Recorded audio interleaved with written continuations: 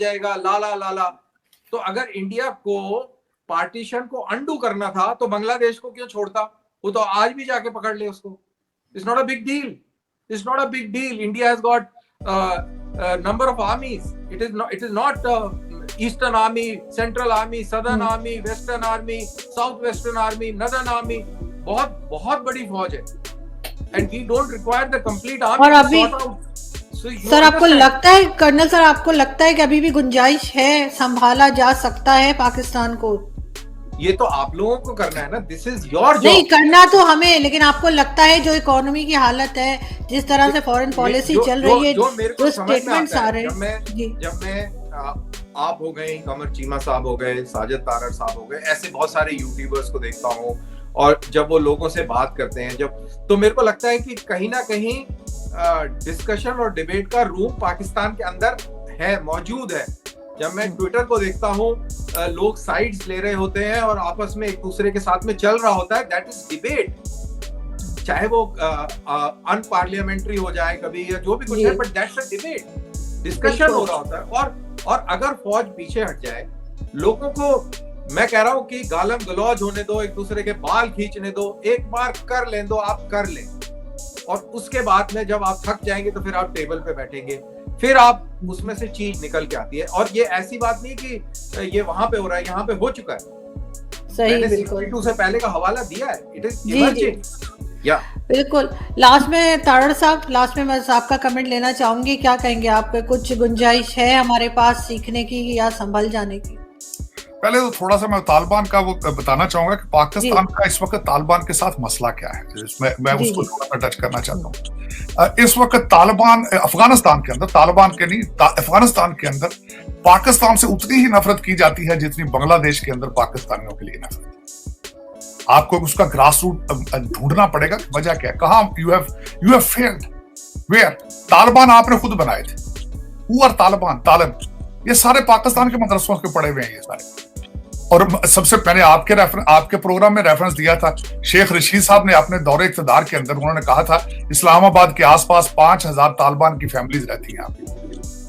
आप खुद अंदाजा लगा लें आपका रिलेशनशिप उनके साथ क्या है।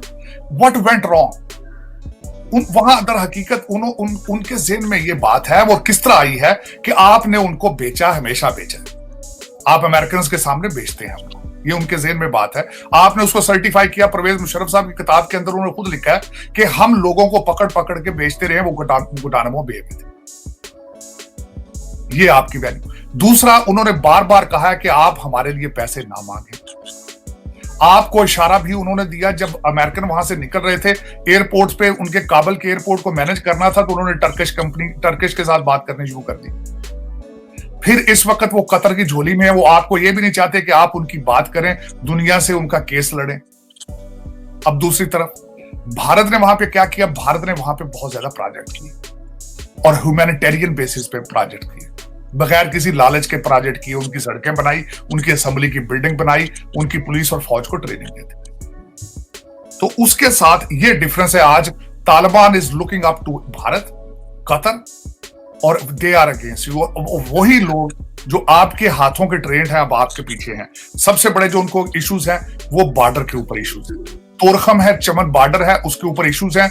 और वहां पे आपके करप्शन इतनी है पाकिस्तानी साइड पे कि वहां पे ये अंडरस्टूड समझा जाता है कि जो बंदा वहां बॉर्डर पे 6 महीने ड्यूटी कर ले वो करोड़पति बन जाता है। This is not I am talking about, this is on ground reality. और वहां पे आपने यकलख्त वीजे बंद कर दिए, उनके यकलख्त बॉर्डर बंद कर दिया, और फिर डिस्क्रिमिनेशन की। कंधार का जो रेजिडेंट है, he can come to Pakistan without visa, वो आपने सिर्फ एक कार्ड दिखाता है, आ जाता है। दूसरे लोगों के लिए आपने वीजे कर दिए।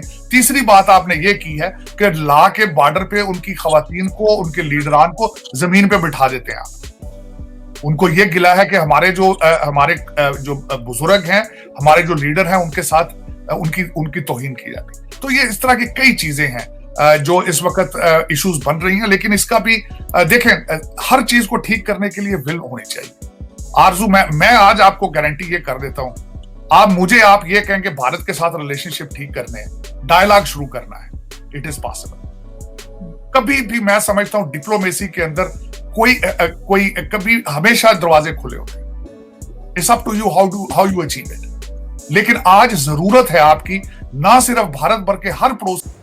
हेलो एवरीवन, हमारे चैनल पे आप सबका स्वागत है। अगर आपने अभी तक हमारे चैनल को सब्सक्राइब नहीं किया है, जल्दी से कर दीजिए।